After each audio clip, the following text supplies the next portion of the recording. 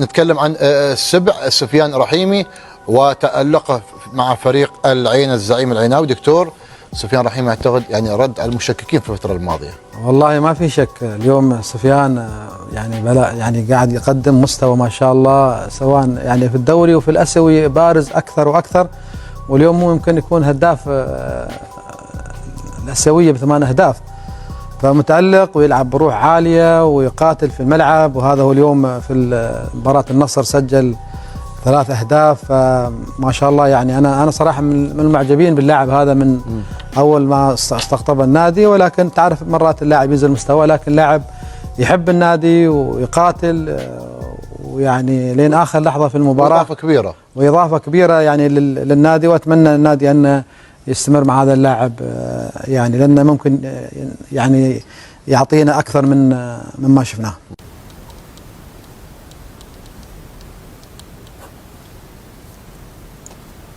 طبعا نبارك للجمهور المغربي والشارع الرياضي المغربي بانضمام طبعا لاعب ريال مدريد ابراهيم دياز الى قائمه اسود اطلس. المفاجاه من العيار الثقيل ان ينضم هذا النجم الكبير والموهبه كذلك لاسود اطلس. قيمه فنيه كبيره محمد تقي اعتقد ابراهيم دياز. انا اسمح لي اقول ابارك للاعب نفسه انه يمثل المنتخب المغربي. اكيد اليوم شرف تمثيل المنتخب المغربي، شرف لكل انسان ينتمي لهذا البلد. اعتقد بيكون اضافه كبيره على المنتخب.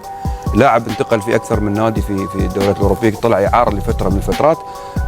شاب راح يكون ان شاء الله يعني من الاسماء القويه في اوروبا، وراح تبرز خاصه في ريال مدريد. ونتمنى التوفيق ايضا للمنتخب المغربي اللي مش غريبه عليه ان نشوف شباب في سن ابراهيم دياز يلعبون في المنتخب المغربي او في شباب المنتخب المغربي. الله يوفقهم ان شاء الله ونشوف لهم ان شاء الله التوفيق. كابتن يوسف، اعتقد سفيان رحيمي رد على المشككين في المباريات الماضيه وخاصه في المباراه الاسيويه. هو كقيمه فنيه عاليه اعتقد سفيان رحيمي على مستوى المحلي، على مستوى المنتخبات الفترات الماضيه، واعتقد اصر عليه مدرب فريق العين باستمراره مع القلعه البنفسجيه.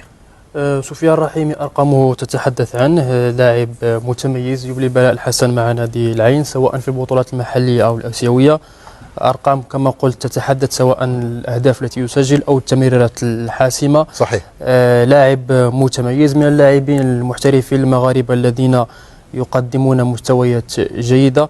يبقى التساؤل مطروح، إلى متى سيستمر رحيمي في التألق حتى يمكن أن يستدعي وليد الركراكي لائحة المنتخب الوطني، لأنه أمانة وبإجماع كل متتبعين للمشهد الرياضي في المغرب فسفيان رحيمي يستحق فرصته على الأقل لخوض مباراة أو مباراتين مع المنتخب الوطني من أجل الحكم عليه من طرف الناخب الوطني وليد الركراكي الذي نحترم قراراته. في الأول والأخير هو المسؤول. يستحق العودة للمنتخب؟ يستحق فرصة، نعم سفيان رحيمي. وكما قلت وليد الركراكي هو المسؤول الأول والأخير. أكيد. نحن لا نتدخل في التخصصات والاختصاصات، له نظرة، لكن أمانة سفيان رحيمي بدوره يستحق تلك الفرصة التي يمكن من خلالها أن يبرز مؤهلاته حتى يعود